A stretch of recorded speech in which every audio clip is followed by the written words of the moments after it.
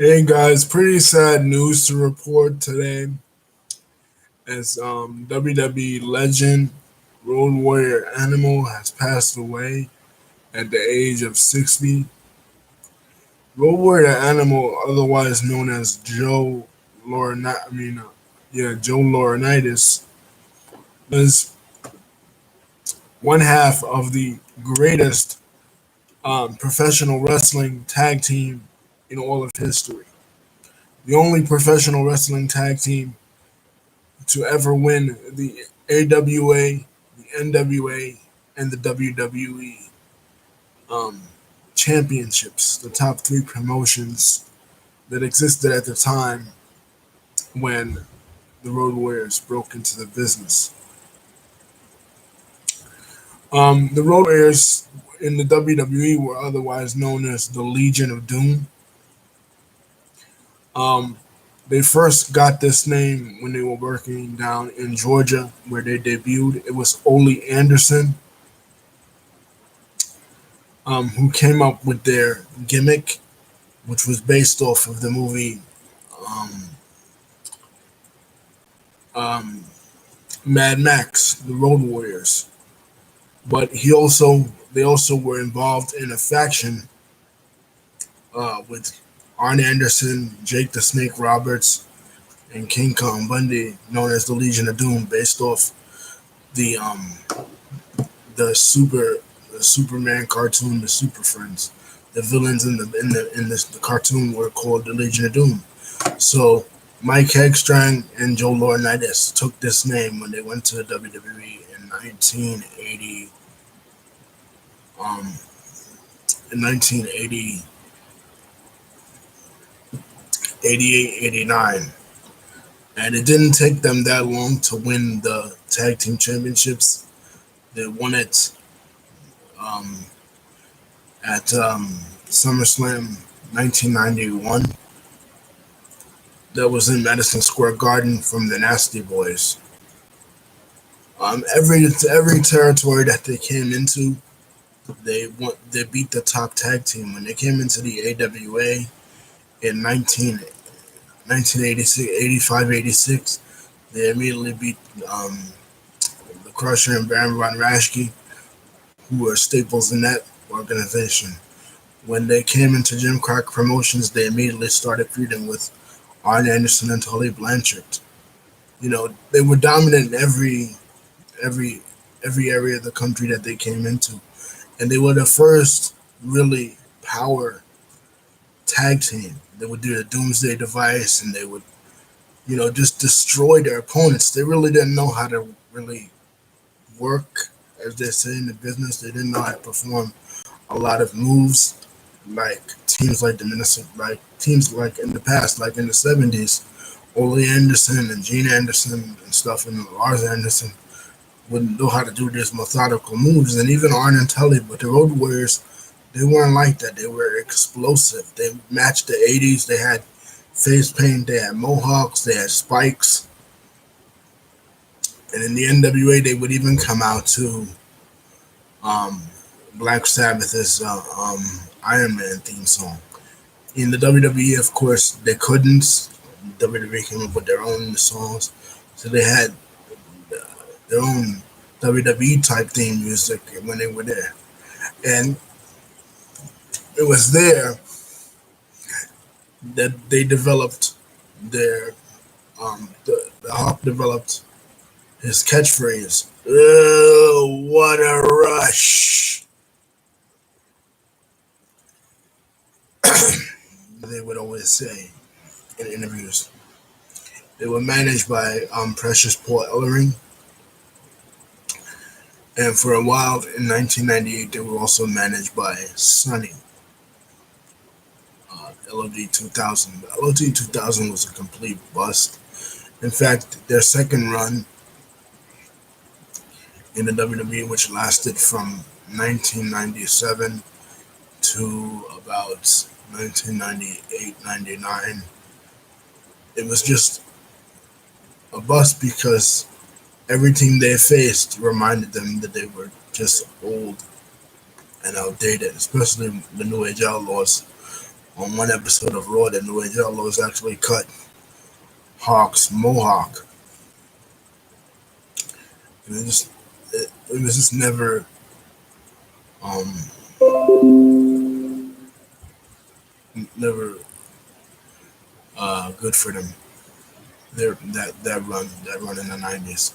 They came back in 2003 and had one match with Rob Van Dam and Kane, and they were hoping to parlay that into a contract, but it never happened. And unfortunately, Mike Heckstrang, aka um, Road Warrior Hawk, passed away in 2003, and Animal did some stuff with the company after that, but not really that much. They did get inducted into the WWE Hall of Fame in 2011, but that was the WrestleMania they were in Georgia, which is fitting because that's where they made their debut. Some of the early memories that I have of the Road Warriors, but I always called them the Legion of Doom. I actually met them in 1997. Um, where I lived, they always had um, fun time. Where I used to live, they would always have this place that was an arcade place that wrestlers from the WWE would always come there to sign autographs. And during that time, I met The Undertaker, I met China and Triple H, I met Bret the Hitman Hart, and I also met the Legion of Doom. And as they were walking out of the place, I got to shake both Hawk and Animal's hands. So that was incredible as a young wrestling fan to see the Legion of Doom. Me being a WWF fan, I always referred to them as the Legion of Doom. Some people that were more NWA and WCW fans, or maybe even fans that lived in like the Minnesota area or the Midwest that knew them from the AWA, probably refer to them more as the Road Warriors. But since I grew up a WWE fan, I refer to them as the Legion of Doom. And that's how I remember them. I remember, like I said, when they won the tag team titles against the Nasty Boys, when they lost the tag team titles to Money Incorporated, when they had the match at Wembley Stadium in 1992 against Money Inc., and they came out with the Dummy Rocco. Um, WWE really tried to bury them towards the the latter half of their run and even their run in the mid 90s because of the way they left the company in 92, just walking out just like that and going to Japan. And during that time, the team actually broke up, and Hawk uh, wrestled as a singles wrestler and wrestled in Japan. I think with Kenzuki Sasaki, I believe. I know he wrestled in WCW as as a singles wrestler, but it was never the same. Just like with Animal. Animal tried to wrestle with Heidenreich and tried to team with Heidenreich and wrestle as a new version of the Road Warriors like in 2005, 2006. And it was just stupid. Like the Road Warriors, Legion of Doom is Road Warrior Hawk and Road Warrior Animal. And any other combination of that or the two guys by themselves was just that's not the Road Warriors. You know. And the thing about the Road Warriors was like people always tried to turn them into when they first came out. They tried to turn them into into heels. You know what I mean? Because they were so big and so monstrous. But it was just never worked out because fans just loved them. Fans just loved their energy. To this day, when in wrestling, when somebody comes out and they get a huge ovation from the crowd. People call it the Road Warrior. It's the Road Warrior pop. It's the Road Warrior ovation. Why? Because when the Road Warriors, when Legion Doom, the slash the Road Warriors came out, the place just exploded. I was there. I seen many house shows where they wrestled, and fans just uh, exploded. Like they were the Hulk Hogan of tag teams. What Hulk Hogan was slash is in terms of the ovation that he gets and the popularity that he's had over the years as a singles wrestler. This is what the Road Warriors were to tag team wrestling. They were the greatest tag team ever. There were a lot of great tag teams at the time when they competed. The Midnight Express, the Rock and Roll Express, the Nasty, well, not really the Nasty Boys, but Heart Foundation, British Bulldogs, um, other teams, but none Demolition. See, here's the thing: WWE for years while the Road Warriors wrestled in other promotions, WWE had their version of the Road Warriors, which also wore face paint, which was Axe and Smash from Demolition.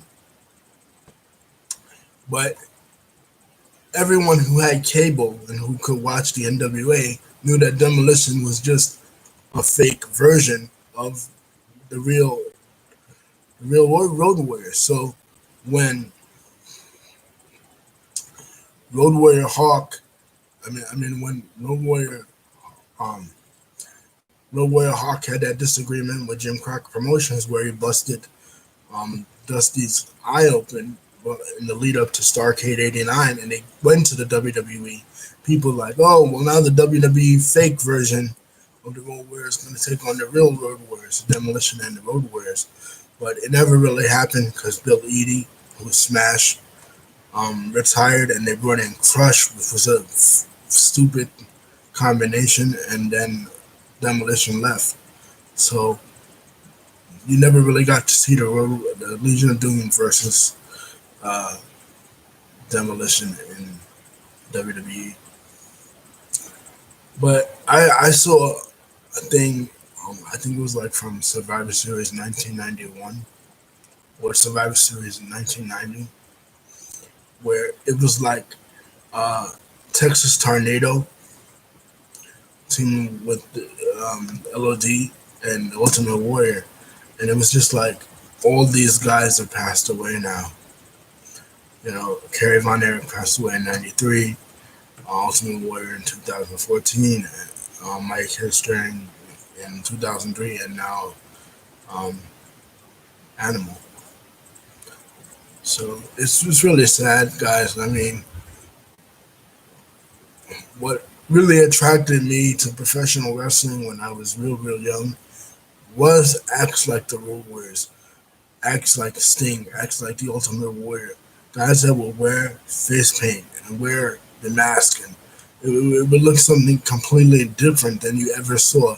Not just a regular person in tights, you know, that you could see in a boxing match or in a mixed martial arts type match.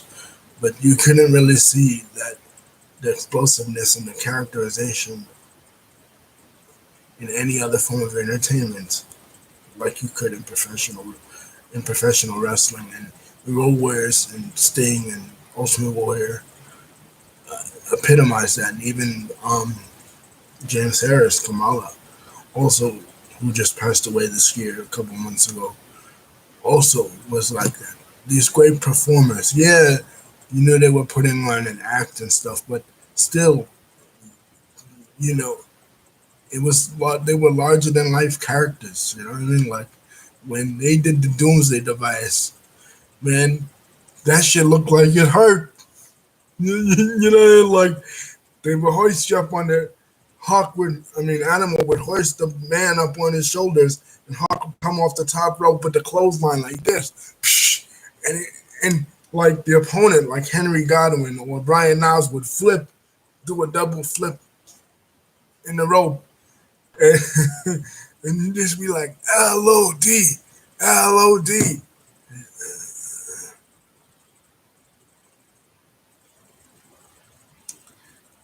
It was great stuff, man. That era of professional wrestling will never be duplicated. That late, that mid to late '80s, early '90s era. That in every organization in wrestling was the best time to be a professional wrestling fan. You know what I mean? Whether you were a fan of Mid South, a fan of NWA, a fan of WWE like I was, or a fan of World Class Championship Wrestling, or a fan of other promotions, that was the greatest time to be a wrestling fan because the characters drew you in. Sometimes they scared you, like George the Animal Steel or Kamala. Sometimes you were on their side, like in the Road Warriors or Hulk Hogan or the Macho Man or Ultimate Warrior. But you always were engaged in these characters that were like literal cartoons.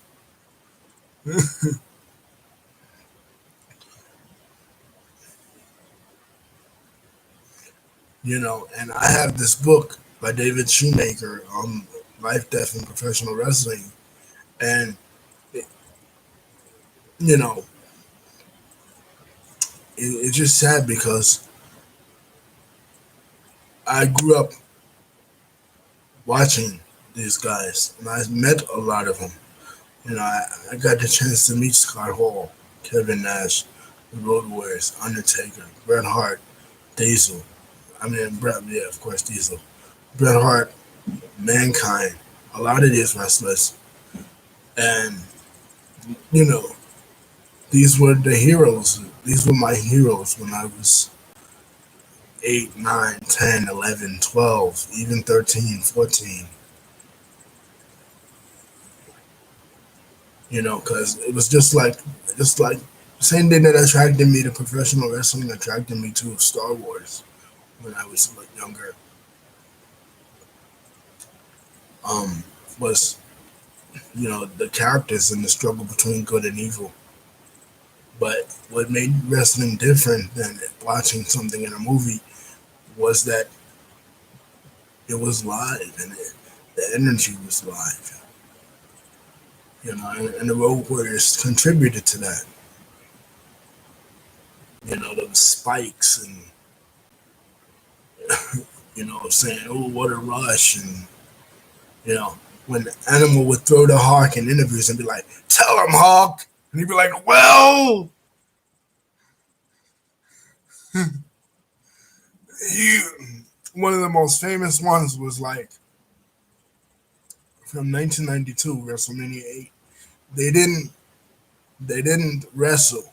They just did an interview because they were introducing Paul Ellering. Now, fans of professional wrestling outside of WWE knew that Paul Ellering was their manager in NWA and AWA, other promotions. But again, I said this with Texas Tornado, I said this with Dusty Rhodes, and even Kamala. Me, as a kid growing up in the Northeast, in WWF territory, New York, Boston, Philadelphia, Jersey, Connecticut, the Northeast, New York, the heart. I grew up in New York, the heart of WWE. Like even the wrestlers prefer when they go to WWE, they go to New York. That's what they always say. And I didn't get a chance. I got cable like in '93, so then I started to watch WCW. But I didn't get a chance to really watch other companies all that much in the late '80s. I just watched WWE, so I didn't really know that Paul Ellering was the manager of Animal and Hawk in Georgia Championship Wrestling or in any other company. To me, I'm like, who's this guy, Paul Ellering? But the way they explained it in that interview was like, Hawk was like, Animal was like, tell him, Hawk. And Hawk was like, well, we've been like a runaway train. Nobody driving us.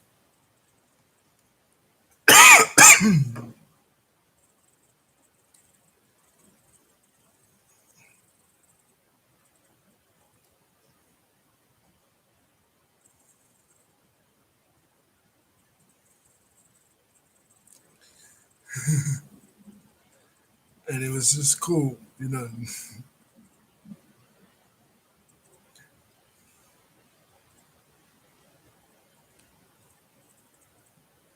like one of the feuds that I always wish that they would have done more of was them in WCW of them and the Steiners. Like I know they did it at Starrcade '90. I mean, Starrcade '89. They did it again when they came when the Steiners came back to WCW in 1996. But I wish they'd have done more of it because because they had styles that really matched up, but they couldn't really do it a lot because both teams were baby faces. You know what I mean? So that was a missed opportunity. I wish they'd have done more with the Hart Foundation as well because it seemed like that was where they were headed until the Hart Foundation lost the tag team titles to the Nasty Boys at WrestleMania 7. You know, but rest in peace to Road Warrior Animal and tag team wrestling will never be the same again, you know, without the Road Warriors. Some of their greatest rivalries, like I said, um, a team they fought in two promotions, NWA and WWE, was the Powers of Pain, Warlord, and the Barbarian. They did this thing in the '80s where they had a weightlifting contest, and the Powers of Pain cheated, and they hit, I believe they hit Hawk with the barbell. you know, but he also had a son in the NFL,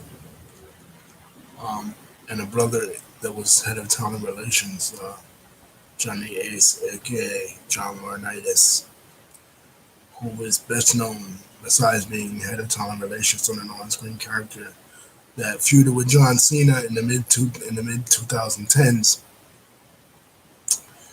He also is known for inventing the diamond cutter and being one half of the dynamic dudes with Shane Douglas in early '90s WCW. But anyway, guys, later, love you. R.I.P. to Road Warrior Animal. What a rush!